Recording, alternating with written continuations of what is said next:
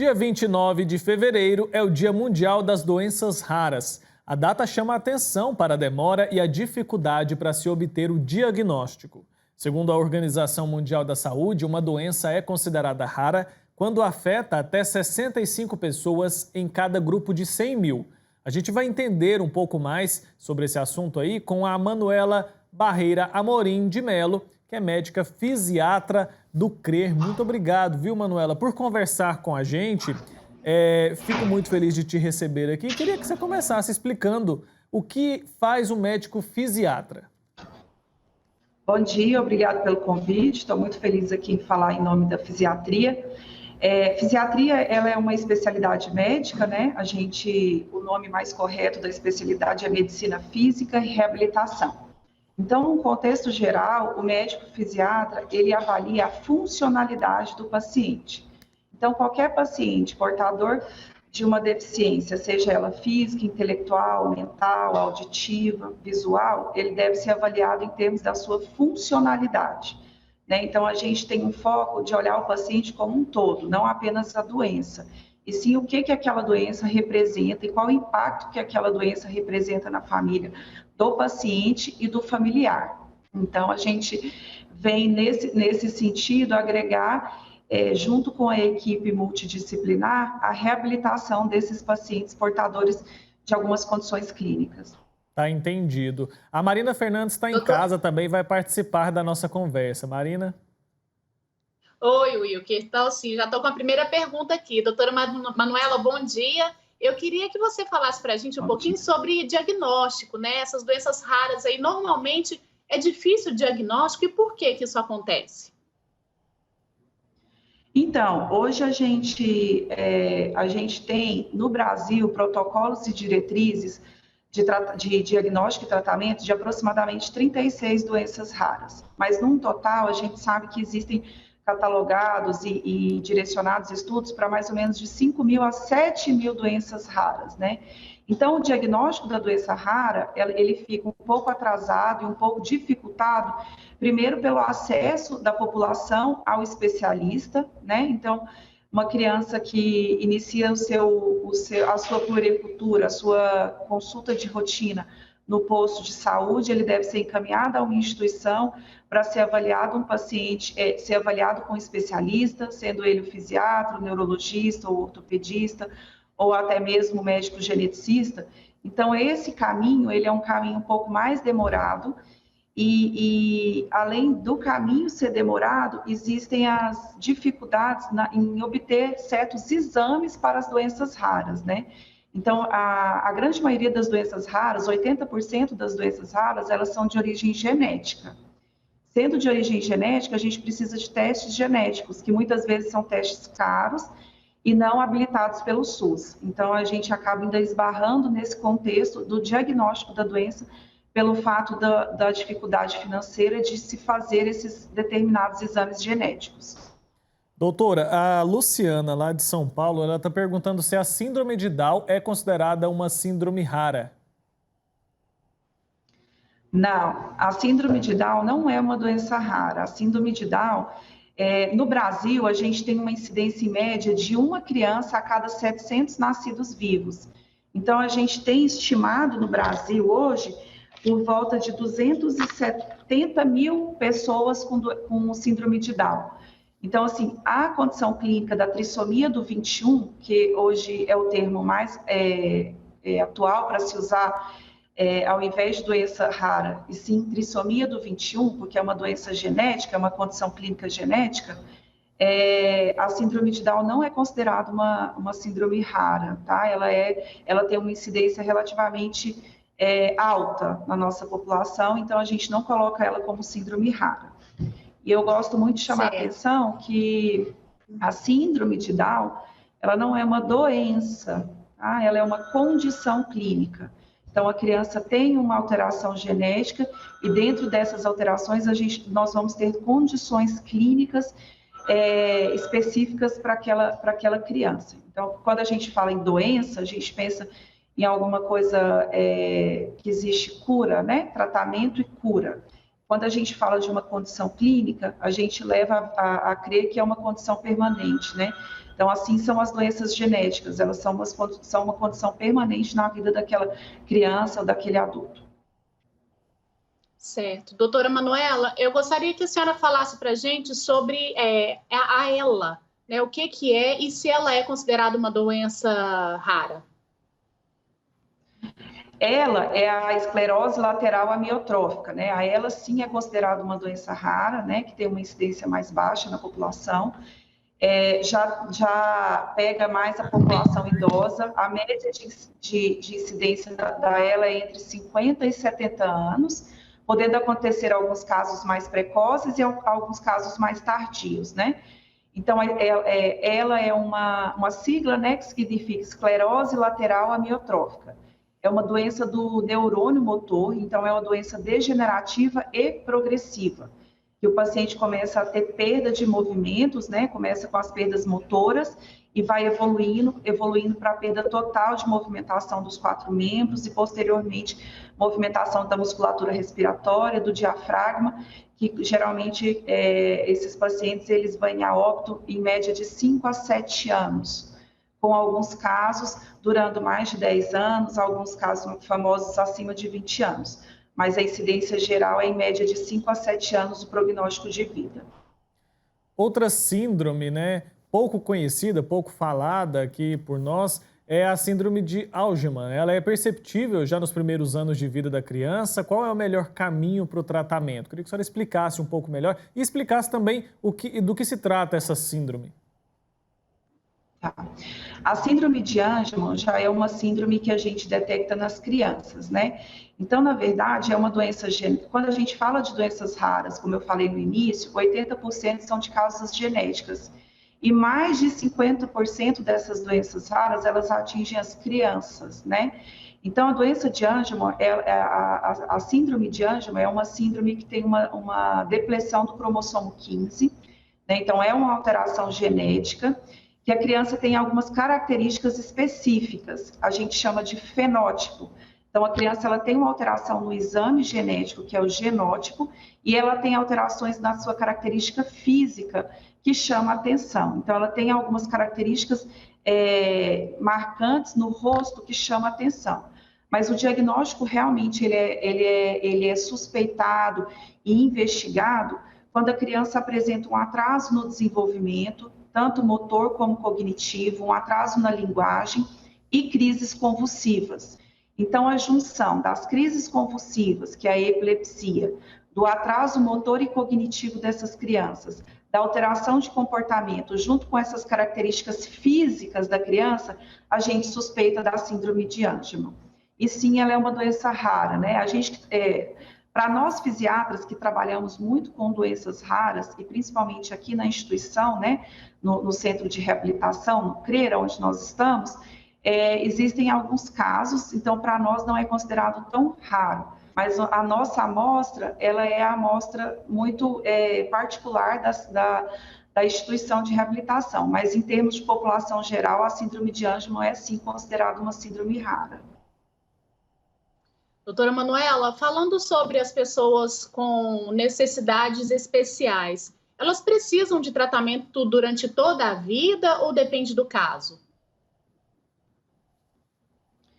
Então, depende do caso, né? Então, existem algumas doenças que geralmente eles vão ter que, quando existe tratamento medicamentoso, são tratamentos para a vida toda, e o tratamento de reabilitação é um tratamento para a vida toda, porque se esse paciente ele tem um atraso no desenvolvimento motor, um atraso no desenvolvimento cognitivo, ele vai precisar de suporte reabilitacional durante toda a sua vida.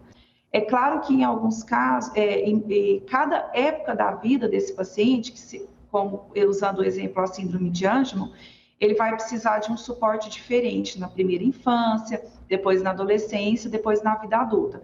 Mas geralmente são pacientes que vão necessitar de auxílio, né? Vão precisar de cuidadores e muitas vezes, auxílios de tecnologias assistivas, como andador, cadeira de rodas.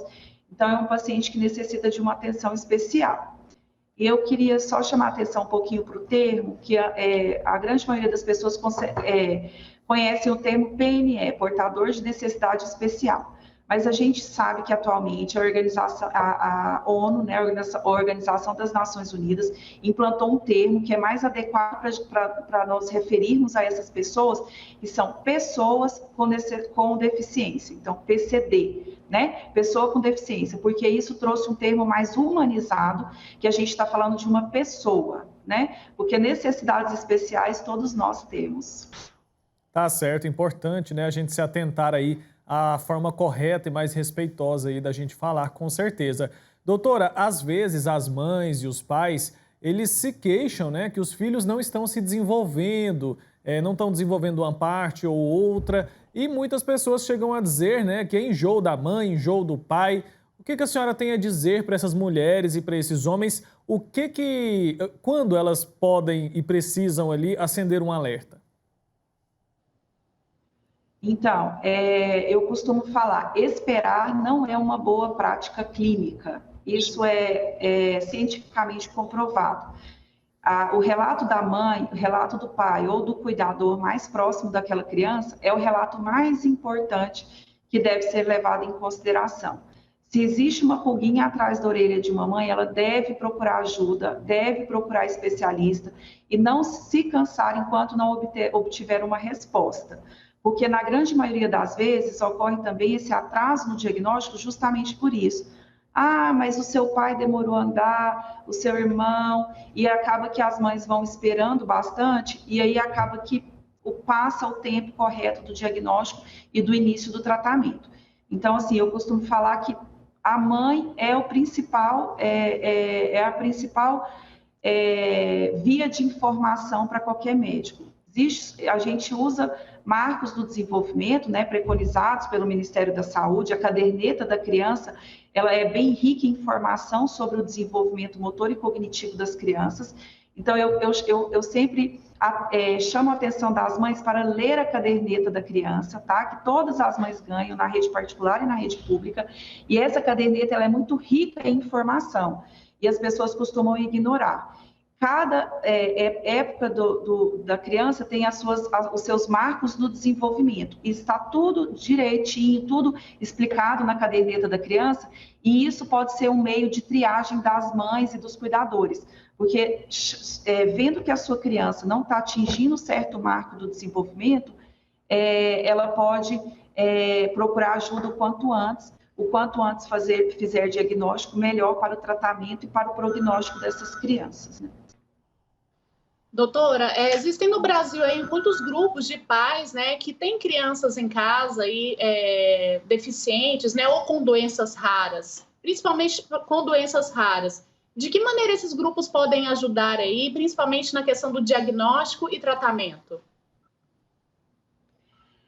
Uma coisa boa da tecnologia foi esse aproximar das pessoas, né? E aproximar os grupos é muito importante. Primeiro, essas famílias, elas precisam muito de uma sensação de pertencimento, né? Você ter um filho com alguma doença, que seja ela rara, você não se sente pertencido àquela comunidade. E quando você acha outras pessoas que estão no mesmo caminho que você, né, que outras pessoas que estão passando pelas mesmas dificuldades ou dificuldades próximas, parecidas, as mães elas se sentem mais acolhidas e mais pertencidas àquele grupo, né?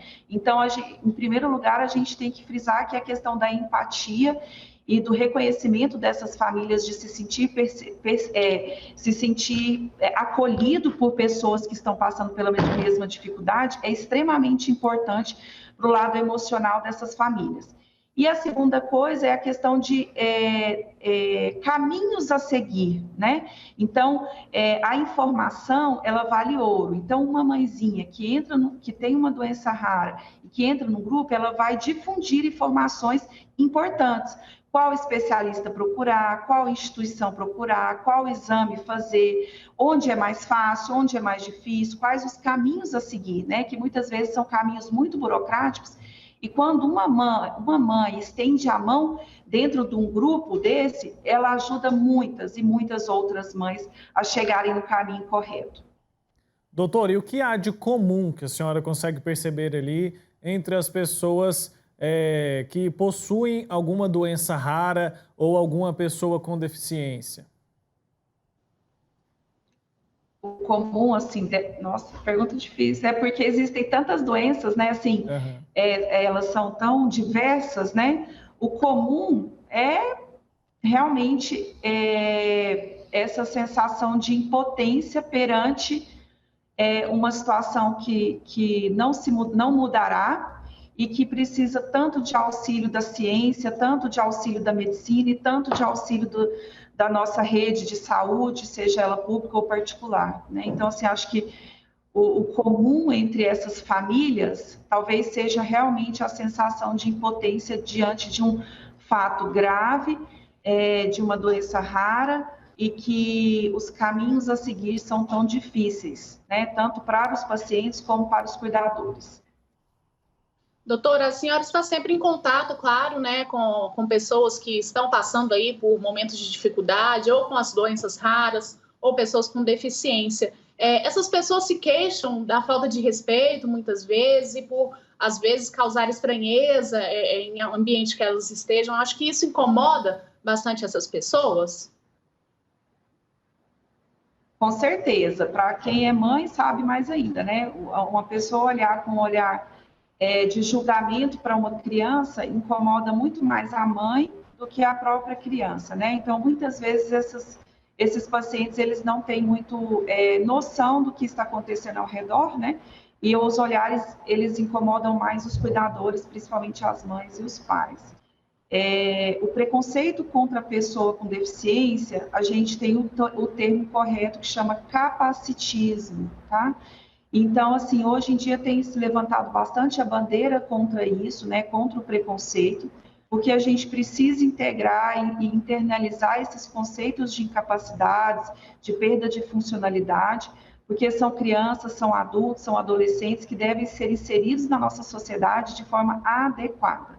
Muitas das vezes, o que eu vejo das mãezinhas é muito melhor você passar diante de uma criança, diante de um paciente, é muito melhor você olhar, parar e perguntar o que aconteceu, como você pode ajudar, do que você desviar o olhar de uma forma preconceituosa.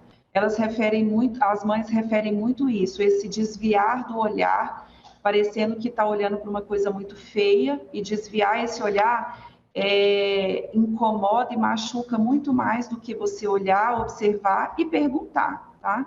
Então, eu falo, eu tenho crianças pequenas, eu particularmente tenho crianças pequenas, e é o que eu sempre tento ensinar para os meus filhos, a olhar o diferente, né? Porque ninguém é igual a ninguém.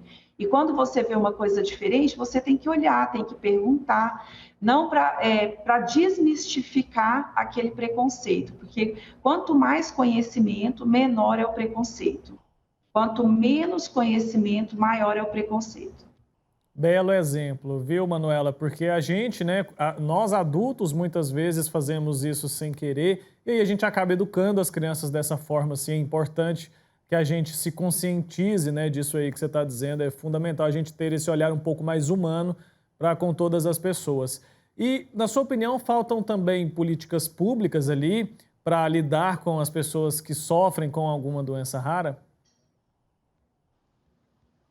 Não falo em termos de políticas públicas, na verdade, porque são condições muito peculiares e necessitam muito da ciência, né? E a ciência, muitas vezes, ela é cara.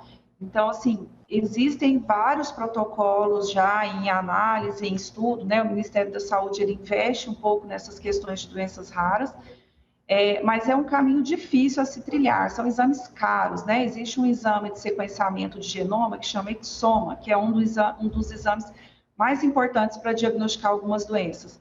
E ele é extremamente caro. Então, assim, a viabilidade para o sistema público de saúde ainda é bem complexo. Bacana. Eu, por mim, Mas tá aqui, ótimo. por exemplo, Foi maravilhosa a conversa, viu, Wilke? Você tem mais alguma pergunta por aí? Não, acho que foi muito esclarecedor, assim. Acho que uma das mensagens mais importantes que ficam aí para a gente nesse dia que a gente fala aqui sobre doenças raras é essa mensagem que a Manuela trouxe agora há pouco sobre a educação, né? A educação tanto das crianças como a nossa, como adultos, né? Porque a gente hoje em dia sabe que educa-se mais pelo exemplo, né? Agradeço então, viu, a doutora Manuela por falar com a gente sobre esse assunto tão bacana e tão importante, né, da gente dar esse destaque. Manuela Barreira Amorim Melo, que é médica fisiatra. Muito obrigado, viu? Até uma próxima oportunidade. Obrigado pela oportunidade, estou à disposição. Bom, obrigada.